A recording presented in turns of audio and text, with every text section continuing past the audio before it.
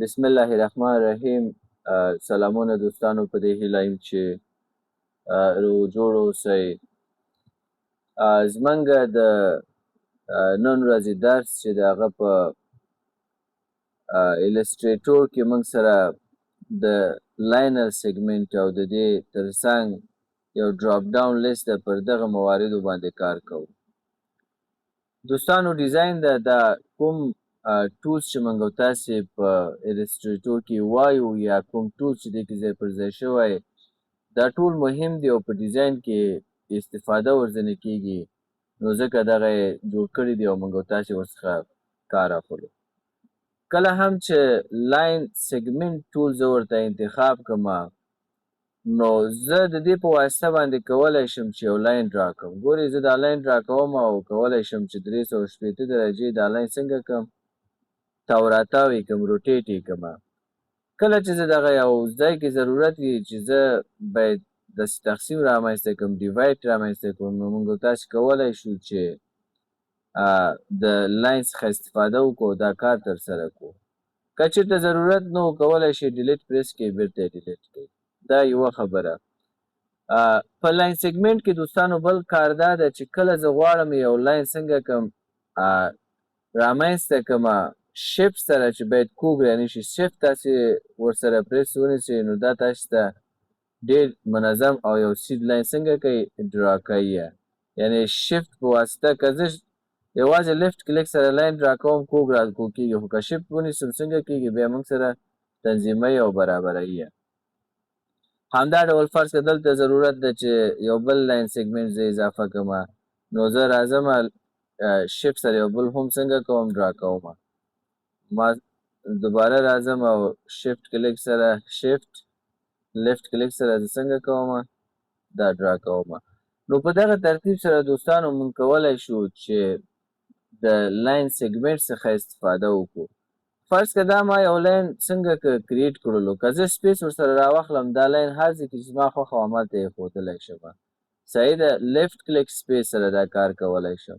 که چېرته زه دا روټیټ کوم، یوازې لیفټ کلیک سره 360 درجې موږ سره روټیټ کېږي. خو که چېرته شفت ورسره راواخلم، نو بیا موږ سره د 45 درجو په اندازه څنګه کېږي، دا روټیټ کېږي. نو دا موږ سره دا مسله وه.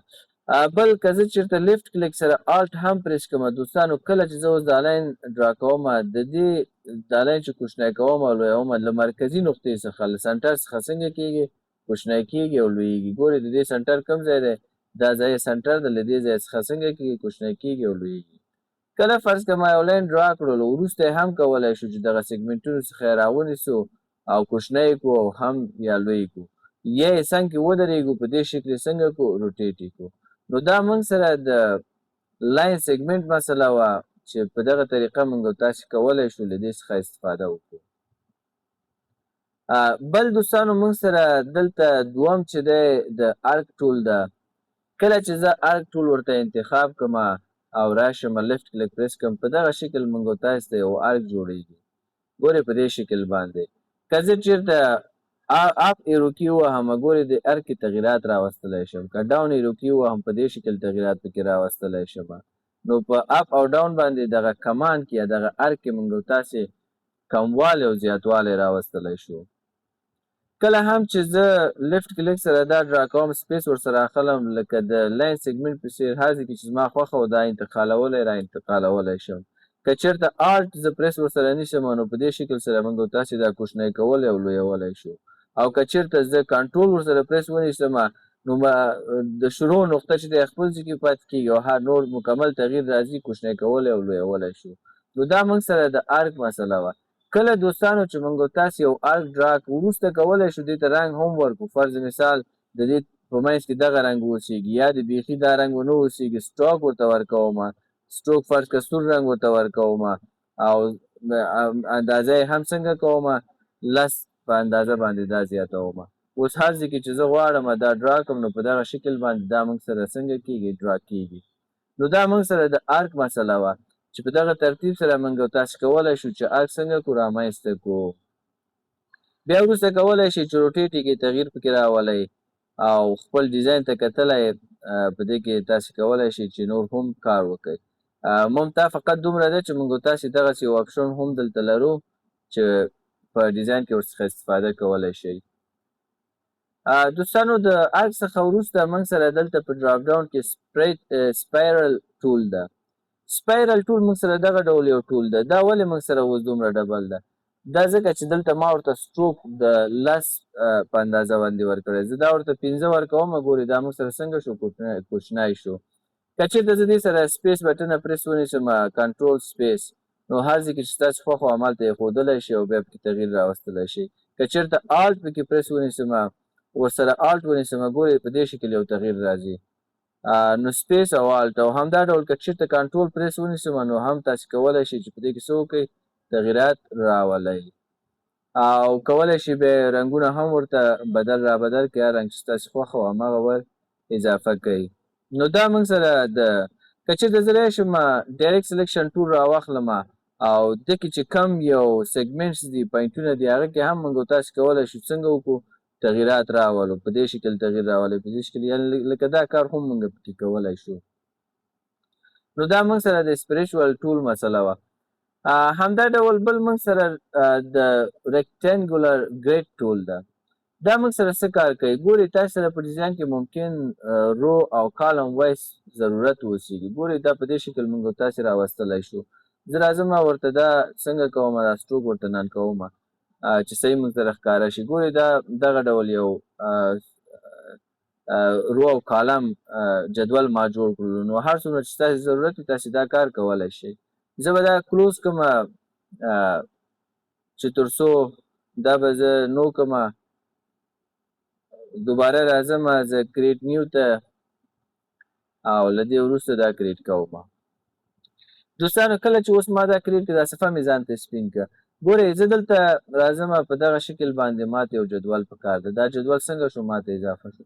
کولی شئ سټروک یې زیات کړئ، لاینونه یې کم زیات کړئ، تغییرات پکې راولئ، رنګونه مختلف رنګونه ورته فیل کړئ، هر رنګ چې ستاسې ضرورت و هماغه ورته فیل کولی شئ یا یې نن کړئ. نو دا موږ سره دا مسله شوه.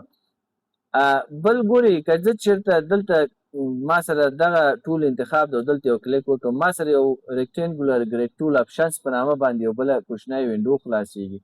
په دې وینډو کې موږ څه کار کولی شو؟ لومړی خو موږ ته وایي چې دغه د رو او کالمونو او سیلونو اندازه ټاکلی شو. مثلا دا اووه دی، زه ورته دا د دېرشو په اندازه انتخابوم. هایټ ورته انتخابوم، فرض که دلته 14 دی، 14 نه 20 ورته انتخابوم، صحیح ده، 20 پوینټه. او هاریزنټل ډیوایډرز ورته انتخابوم 8، او همدا ډول ورټیکل ورته انتخابوم 8، صحیح ده. دا دواړه ما ورته څنګه که انتخاب که اوکې کوم، چې کله مې اوکې که په همدغه اندازه چې ما ورته ورکړی څنګه شو، موږ سره دا جدول کریټ شو، جدول موږ سره ایجاد شو. نو په دغه ترتیب موږ کولی شو چې تغییرات پکې څنګه کو راولو. اپ او ډاون ایرو کی سره کولی شو دا موږ ښکته او پورته کړو. نو که چېرته ستاسې جدول په کار وسیږي نو تاسې کولی شئ چې دلته ټول بار ته راشئ او ریکټینګولر ګریډ ټول څخه استفاده وکړئ. بل هم موږ سره دلته پولر ګریډ ټول ده. کله هم چې پولر ګریډ ټول ته موږ راشو، دا موږ سره په دغه ډول یو ټول ده. که زه شیفټ ورسره ونیسم په یوه اندازه به موږ سره لوی شي. ولې دا ما سره څنګه شو، دغه ډول یو ټول ده. کولی شو چې په ډیزاین کې له دې څخه استفاده وکړو، سټروک ورته ورکړو. فرض که زه به د دې سټروک لږ زیات کړم، همدا ډول سټروک ته رنګ ورکولی شو، بیکګراونډ ته یې رنګ ورکولی شو. نو مختلف تغییرات پکې موږ تاسې کولی شو چې راولو. تر دې چې موږ تاسې کولی شو ډایرکټ سلیکشن ټول انتخاب کړو او له دې څخه وروسته دغه کم لاینونه چې دي هغه کې هم موږ څه وکړو، تغییرات راولو. ډایرکټ سلیکشن ټول چې په هر ځای کې هر یو شیپ کې سیګمنټس موجود اوسیږي، هغه سیګمنټس کې موږ تاسې څه کولی شو، تغییرات راوستلی شو. نو دا دوستانو موږ سره د لاین سیګمنټ ټول، آرک ټول، سپایرل ټول، ریکټینګولر ګریډ ټول او همدا ډول پولر ګریډ ټول موږ تاسې کولی شو چې په خپل ډیزاین کې که چېرته ضرورت وسیږي د دغه ټول څخه هم استفاده وکړو.